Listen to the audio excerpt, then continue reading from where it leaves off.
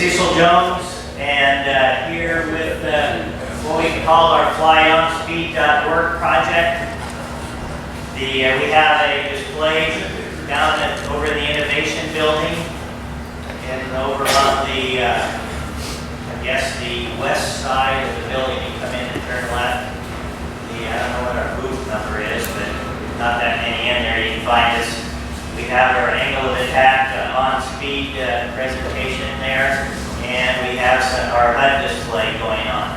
So this morning I wanted to just go through what we're doing with our HUD project and let you ask questions and see who's interested and get things moving. I also want to introduce other members of the HUD project right now. Chris Jones, stand up. He's going to talk here later on and help answer some of the questions. Brian Chesney, one of our very smart programmers that got into the project and made some phenomenal headway. And Oliver's here. Yeah. He's our MGL distributor from France, down in the Alps, and part of the project. Anybody else here from our little group that hasn't announced themselves? Okay. Well, feel free to ask questions as we go through.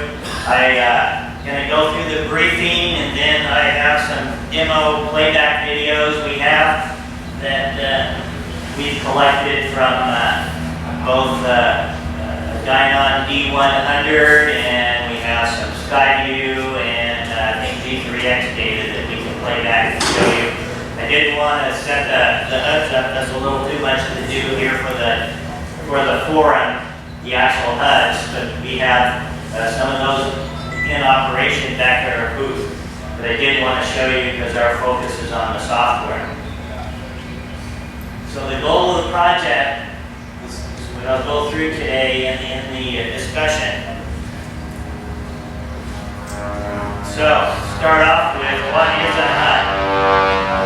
So, HUDs in the past have been very expensive and have been very hard to build and use. So, the official definition, at least from Wikipedia, as you can see up here, is any device known as a HUD is a transparent display that allows the pilot to look outside the aircraft while also viewing critical aircraft data. What I have up here is kind of as representative. The Microsoft HoloLens 2 is potentially a HUD. Right now they're projecting a $3,500 price on that, but it will allow you to see the outside world while also have a projection right in front of you. And has a head tracker, and how it would be integrated into our project, we don't know, but it's potentially a type of HUD that could be used in experimental aircraft, and we'll see how that comes out in the future. The F-18 HUD that is the next in line here, we actually based our most highly developed software on the F-18 HUD. And you know, some folks like it, some folks don't. But that's the beauty of our project, is you can create any type of a HUD you want. The ultimate goal, and then you can share what you have with the entire experimental community, and they can take whichever HUD they like best and go off and change it or use it as need be. C-130J HUD, in the C-130J they have a HUD in both the right seat and the left seat. And then over on the right, the F-35 helmet mounted display. Well, that is by far, that's a $400,000 HUD mounted in a helmet with head trackers and a little inertial nav unit in the helmet. So make sure the outside world tracks where the pilot is. But I can tell you that helmet mounted displays have a lot of issues when it comes to keeping the pilot from getting sick. Because I was in the F-35 program for 15 years. When we first had the HUD out there was about a half-second lag when the pilot moved his head. And it was making the pilot sicker than a dog in no time at all. If you turn your head to where you're looking out, then the whole world catches up. stops about half a second after you stop moving your head. So, big issue. Plus the fact that if you got in any turbulence, then your whole HUD starts vibrating with whatever's going on in the turbulence. So, a lot of problems developing things, but they're in the realm of possibility as we move into the future. So, HUD design history. The F-16 and other early fighter HUDs had a CRT gun that projected into a phosphoric screen, and then that is then projected up on your heads-up display combining glass. And those are green. Why? Because that tended to be the most effective way they could use a CRT gun to generate an image. So what I call our Gen 2 is essentially what we have right now. And that's an LED light source that's modulated by an LED screen, or in the case of the Epic Optics, they have a DLP projector. For those of you that like this projector up here, I assume is a DLP projector. It's a little micro device built by Texas Instruments that has a bunch of little flappy mirrors, thousands and thousands of them. Depending on where that micro mirror is, depends on whether a certain pixel is displayed on the screen or not. Then the third type is an optical waveguide that generates an image in the combiner. It seems like that will not be a very cheap solution. And the fourth gen uses a scanning laser to display images and even video images on a clear, transparent medium. And I don't have any good idea for examples of those, but that is what is kind of shown in the archives of where HUDs have been and possibly will go. So design goals of a HUD: 3 primary components: a projector unit, a combiner, and a video generation computer. So compatibility, your HUD has to be compatible with the aircraft avionics and other display information. The field of view is the amount of information you can see vertically and horizontally out in front of the pilot's eyes. And obviously, if you have a fixed HUD out in front of you, you're limited by how many pixels you can display in that HUD. And if you're trying to connect the HUD with the outside world, then the outside world has to be in front of the aircraft. If you have a heads-up display, like in the F-35, you can turn your head and look any direction. On the F-35, there's actually 6 infrared cameras in the airplane that look front, back, up, down, left, right. And so if you want to see a outside the world infrared image, you can turn your head, look down, and you can see out the bottom of the airplane, infrared image right between your legs. And also information, traffic around the F-35, you turn your head 90 left, there's an aircraft out there, there'll be a little box around that. And if the system knows he's friendly or not friendly, that will be identified in that box. So we know ADS-B traffic. Sometimes you see it on your display, but you can't get a visual on it. Well, in the future, we possibly can have that hooked into a heads-up display that you're wearing. We'll see where that goes. The collimation. So that's a big deal when it comes to the experimental world HUDs, because collimation costs money and takes real estate and technology.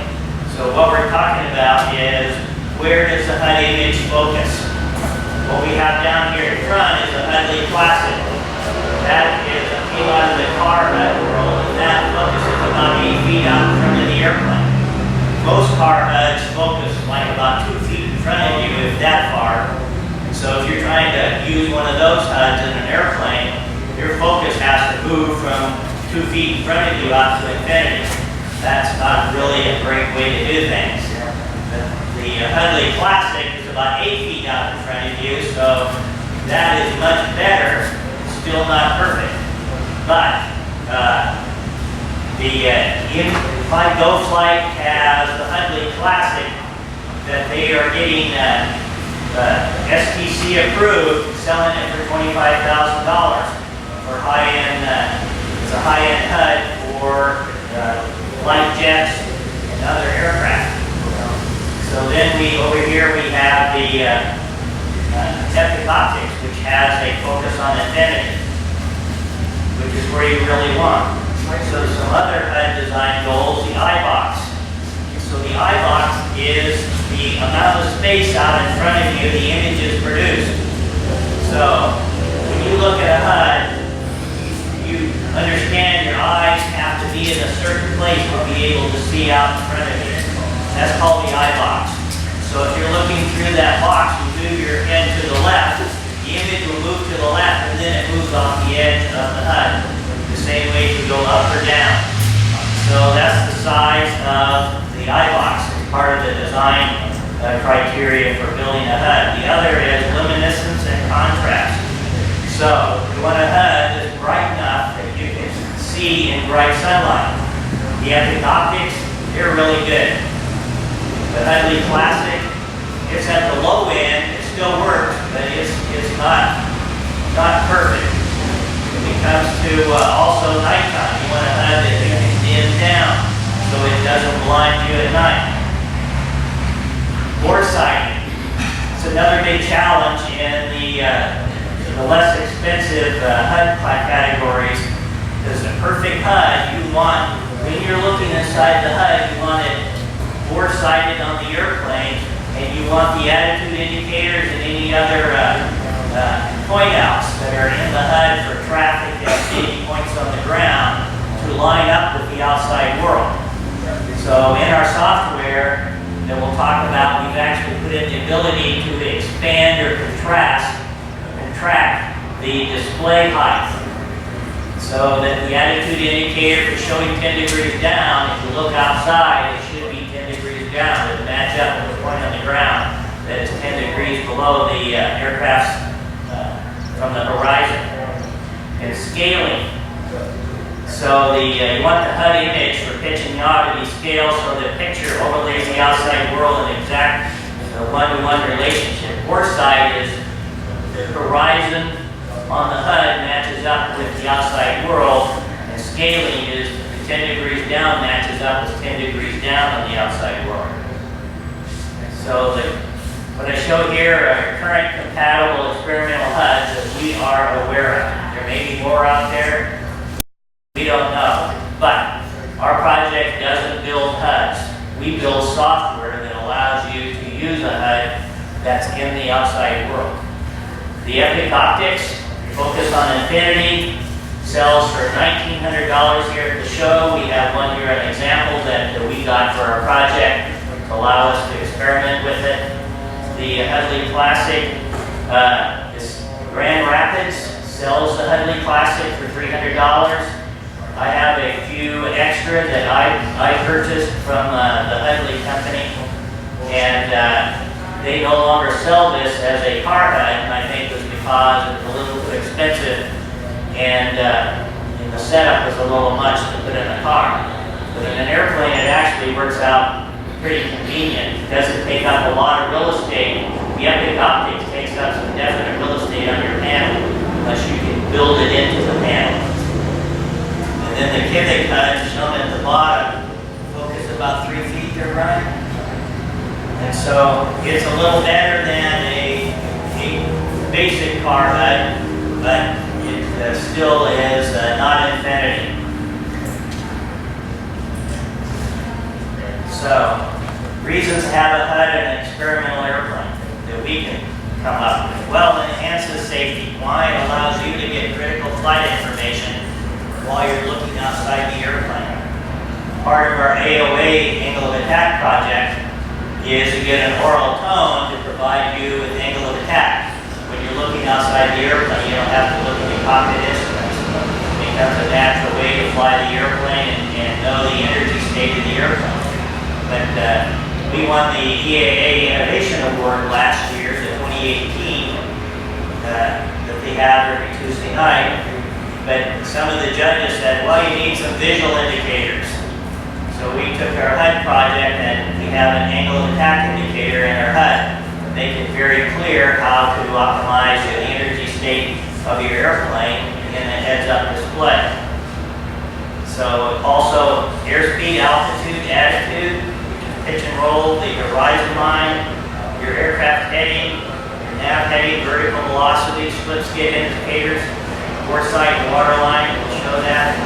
Flight path vector, which is where the physical airplane is going, either horizontal if you're coming down, the flight path vector, and a HUD will show you where the airplane will land.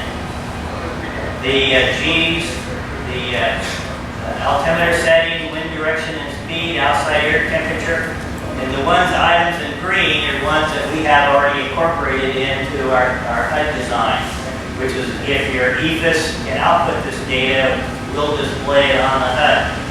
And then navigation data. There's lots of great navigation data at critical times of flight you would want to present on your HUD.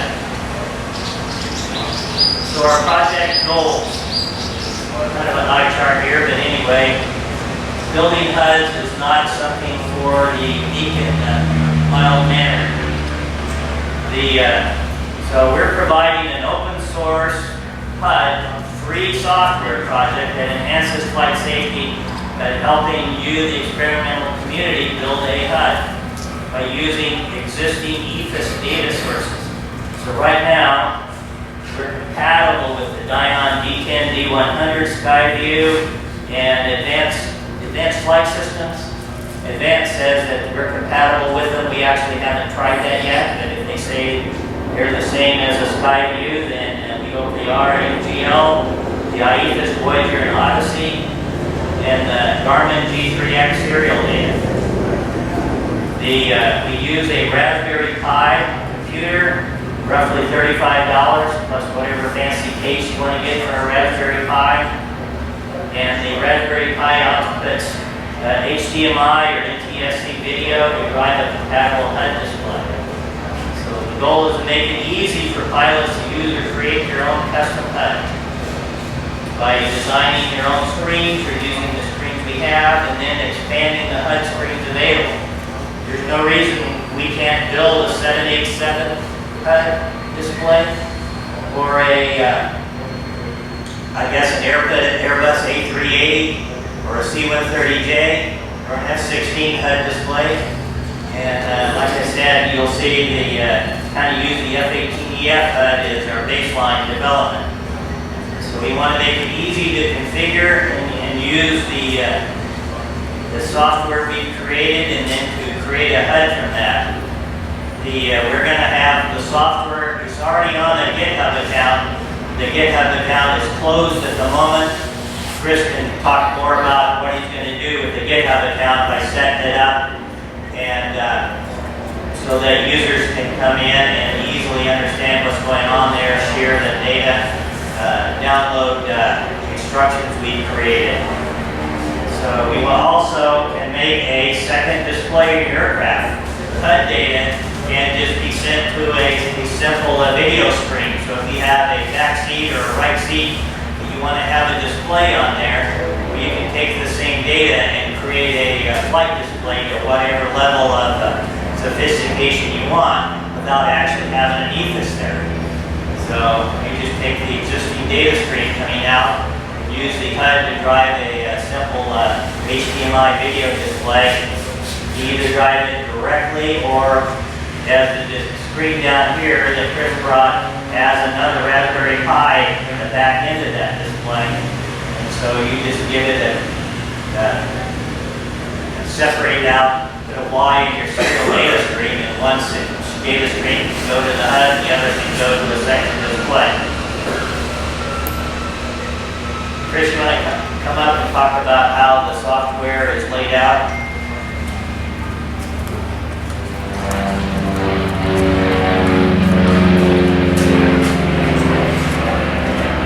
So this is a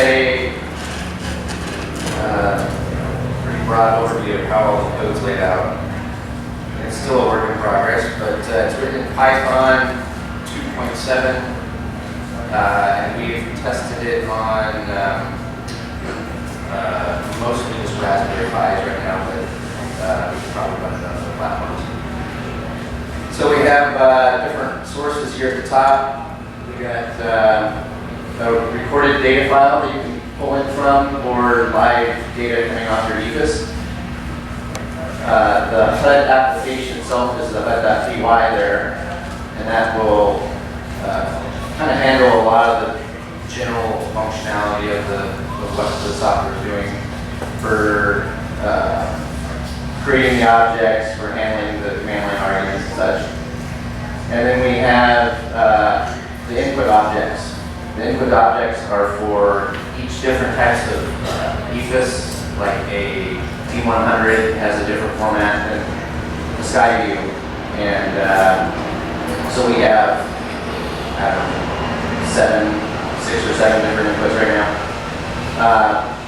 And so if we want to add a new one, we just create a new input object. You load that up on the command line when the HUD run starts up. Each input object will create and populate this aircraft object.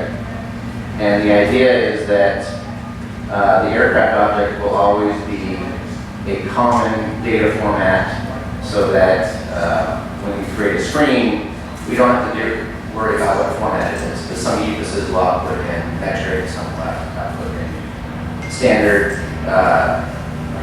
We don't, as a screen designer, you don't really want to care what, you want to format all the different data.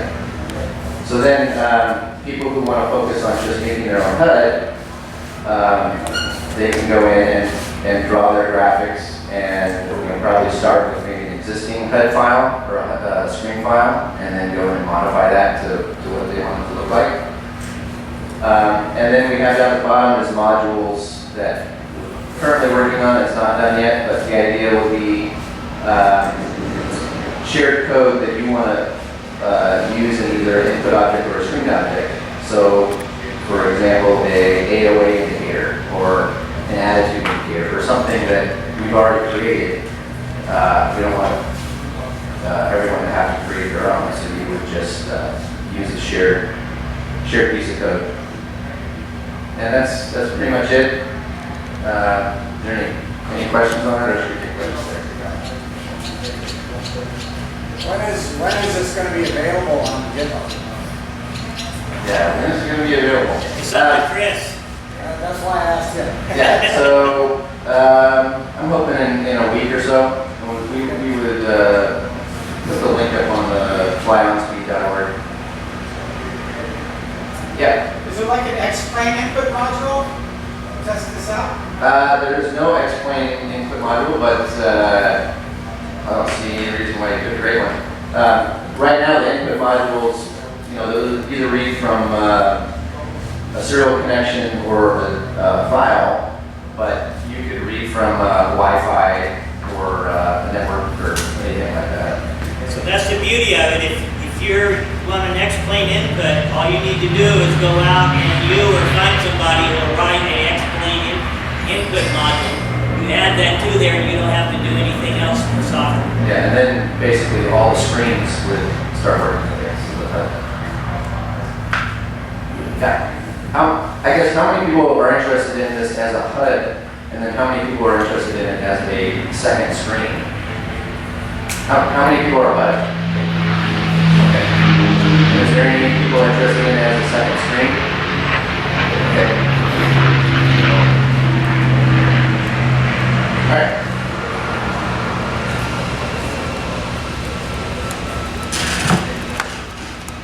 So we had one question about the X-Plane.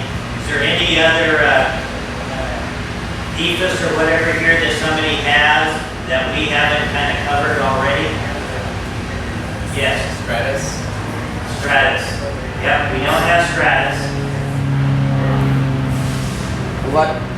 Anyone that will publish their data, we'd be happy to make an input module for, but some ethoses and companies don't want to publish their data, so. Stratus. Stratus/Stratus. That's all. One of the problems with the Stratus is getting the serial information out. You can do that, but I think you got to go in and modify, because it's really just a Raspberry Pi.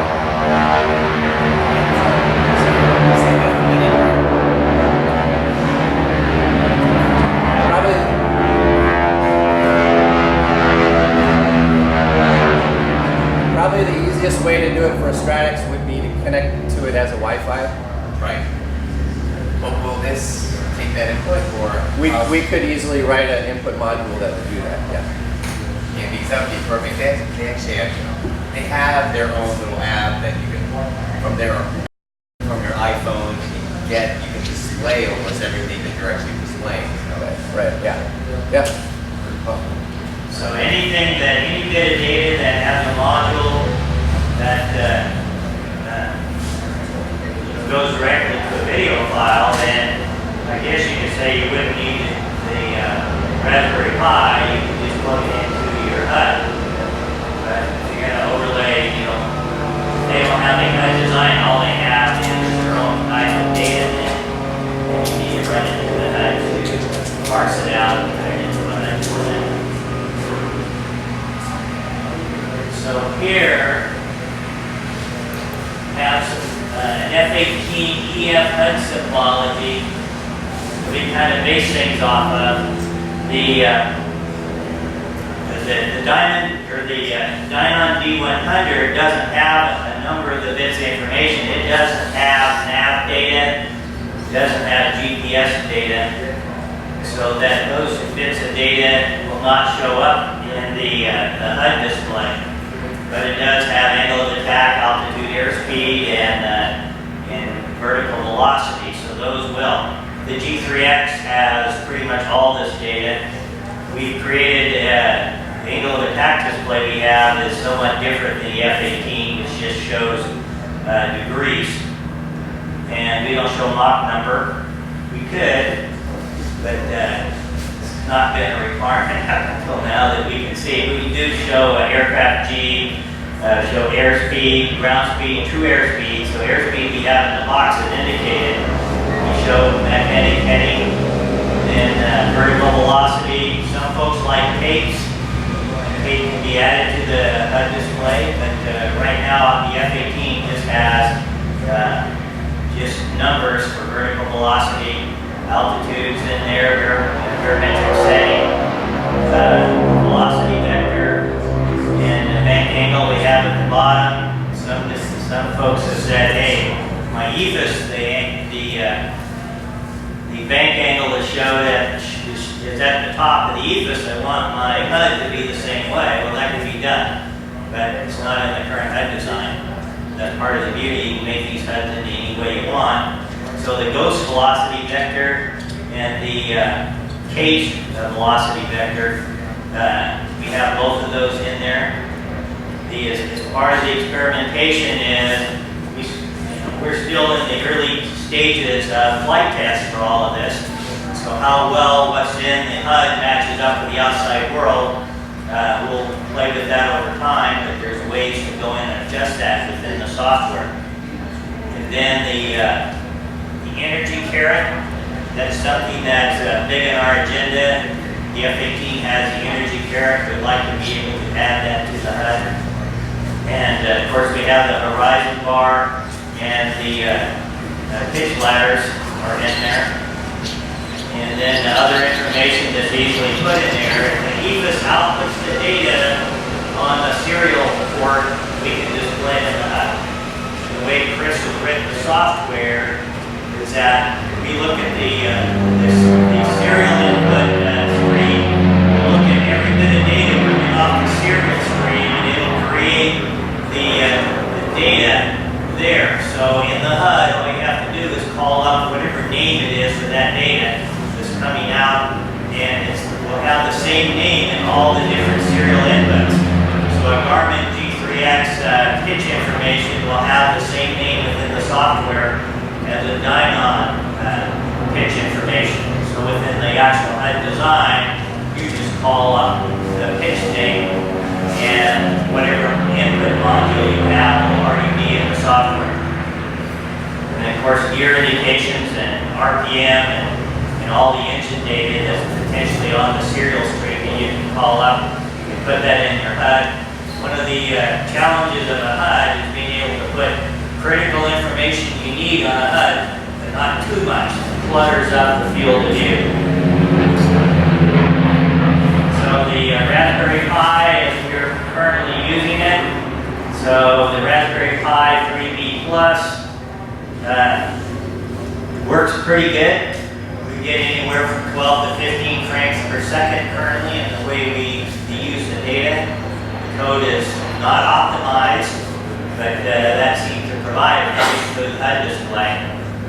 It'll look jerky if you're doing very rapid rolls or pitch changes just because the data stream, it'll look like it's jumping, but if you're doing any type of normal flight maneuvers, it shows up as pretty smooth. And as the code gets optimized into the future, we can increase the frame rate, then you'll only be limited by how many hertz per second the data is actually being output by your EFIS. We really don't control that.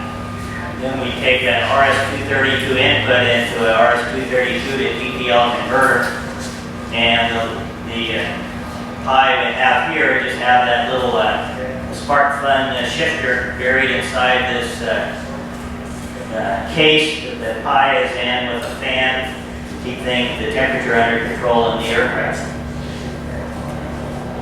So this is the wiring for a HUD Classic.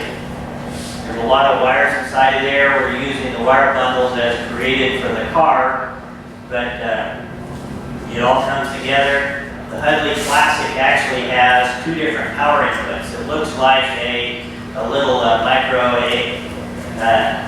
USB connector, but it actually isn't.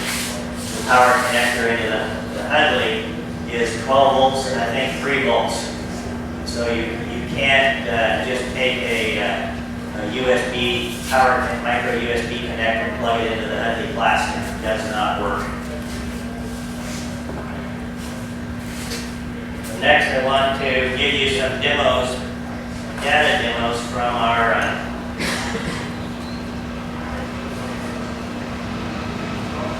recorded data that we have. Let's see if this shows up. Okay.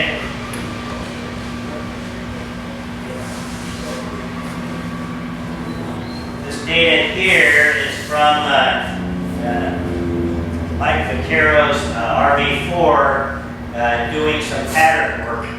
See the angle of attack on the left, and there's no true airspeed because the Dynam D100 doesn't output that data.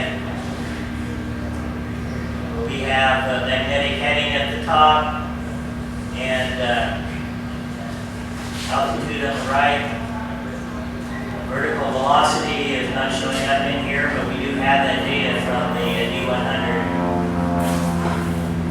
The angle of attack, there's a tone associated with that angle of attack. And the AOA will only show up if the data if you're actually starting to come out of a cruise configuration into either you're in takeoff or landing. The two little white dots we have up on the AOA, that would, if you're taking off, that would give you max rate of climb. So if you're rolling down the runway, you pull up to where the AOA indicator rolls across those two white dots, you're instantaneously at max rate of climb. And it doesn't care what your gross weight is on your airplane. AOA will give you the correct indication of max rate of climb. So if you want max angle of climb, you just rotate the airplane to where the white bars inside the green donut. That will give you max rate of climb, or max angle of climb. So beautiful things as part of AOA and what you can see in a HUD.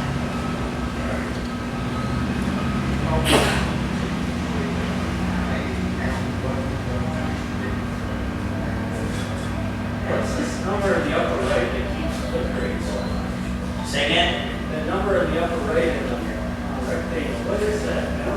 That is your altitude. So this evidently is an old version of the software that's in here right now. And that's because that we have that corrected. I don't know how that wound up in here, but anyway, the D100 actually outputs both barometric and the two altitudes. Can that be a low-pass filter to help stabilize that number like that? Well, it's outputting two different altitudes. And so the software, we have corrected software for that.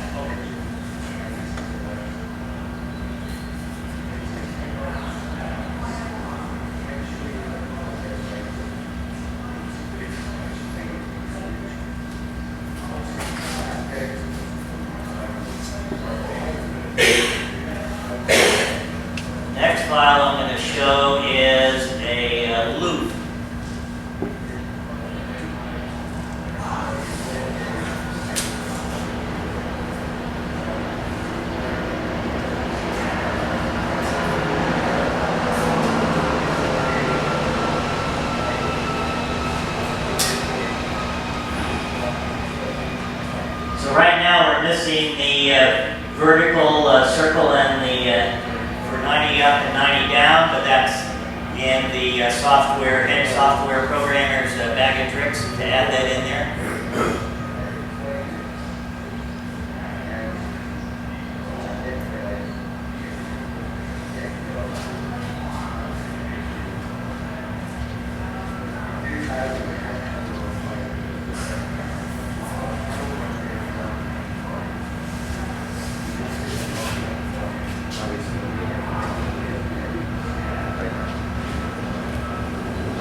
The flight path marker in the D100 doesn't work correctly, so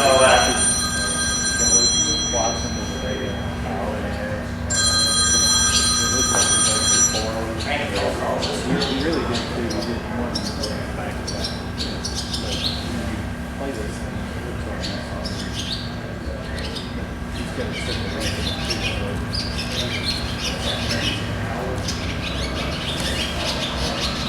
So with that, I'd like to open it up for questions. Yes. Can you handle multiple serial streams so that you could, like my Dynon D10 doesn't have GPS, so then you could feed in GPS, or you could feed in another serial stream from your engine monitor, so I can see at least 3 serial streams if you kind of hand it. Yeah, so that's on our list. Like he was showing, several of the EFISs don't output GPS. Right. And so that's on our radar, being able to pull GPS in so we can show, that information. It'd be So, nice to have a third one. I've got a Grand Rapids EIS, and it'd be nice to be able to pull in. yeah, right now you can only run one input module. Right. But it would be nice to, that's on our, okay. One for one for the EFIS, one for GPS, and then one for any engine data that you might want to display. Okay. Well, if you have a separate engine data, then you would need to do that. Most of the EFISs will output this, except for the D100. But the I've got a D10 and I've got a okay. Grand Rapids EIS and a Garmin GPS. So I got 3 different sources. Okay. That would be Yeah, that should be doable. Yeah. Yeah, can be done. Yes. What Python graphics package are you using to draw? So the Python graphics package, what do we use? Pygame. It was, I think, originally designed for games, but it seems to be fairly robust. You see any real issues with using Pygame? No? So from the world of gaming, what we're doing, I think, is fairly simple. Yes. Is this presentation available someplace? Say again? Is the presentation, your PowerPoint, available someplace? It's available on the laptop. We can turn it into a PDF and put it on our flyoutspeed.org. So we can do that, and hopefully we will have a video of this presentation on YouTube sometime after the show. Any other questions? Yes. You've got a forum for the on-speed AOA here on Friday. Can you give Yes. like a brief what that's going to cover? That will cover our angle of attack project and our oral AOA system. So the 2-minute nutshell on that is that we last year for the innovation contest, we had what we call our Gen 1 AOA, which used the serial AOA data from a D100 through a simple little Arduino tone box, and we had to make sure that as best the AOA calibration as could be done in a D10 or D100. And then we went in and kind of adjusted that the tone to fit what's really happening in the AOA world.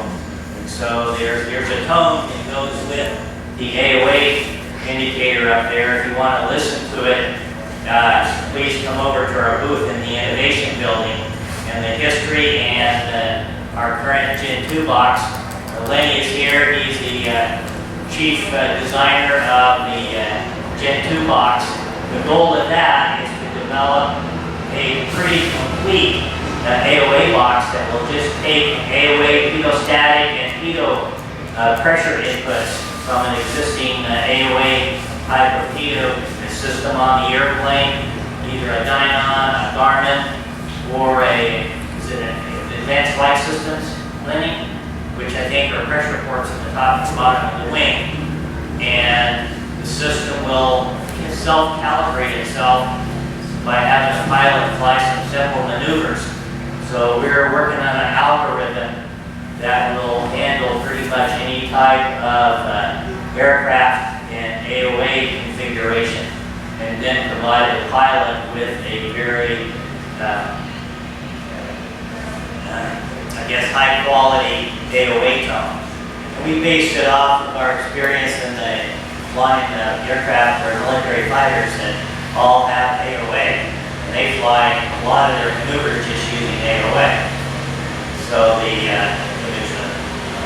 if you fly AOA, you'll never get yourself into a bad or a out of control situation, which is why we were in the EAA Innovation Contest, trying to help prevent loss of control.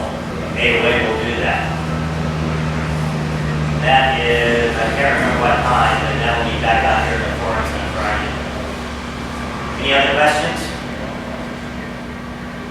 Yes? Have you tried Pi 4 yet? No, we haven't, but I think Oliver just got a Pi 4 and it's on our agenda to try it. There's no reason that shouldn't work. That has 2 HDMI outputs, so I guess in theory that could drive both the HUD and the second display right off the single Pi. And the Pis all come with Wi-Fi and Bluetooth also. They come with network connections.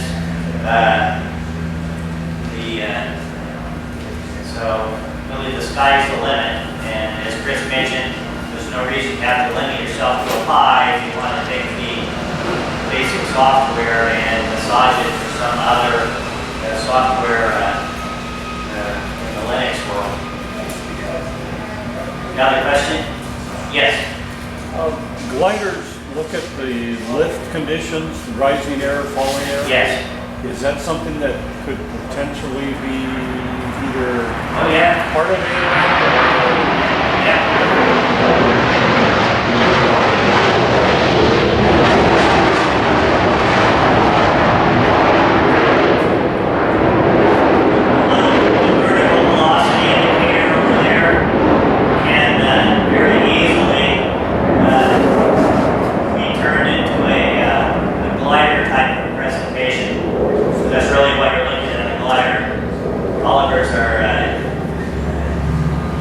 Expert on the glider world. So you're looking for the air mass that you're in.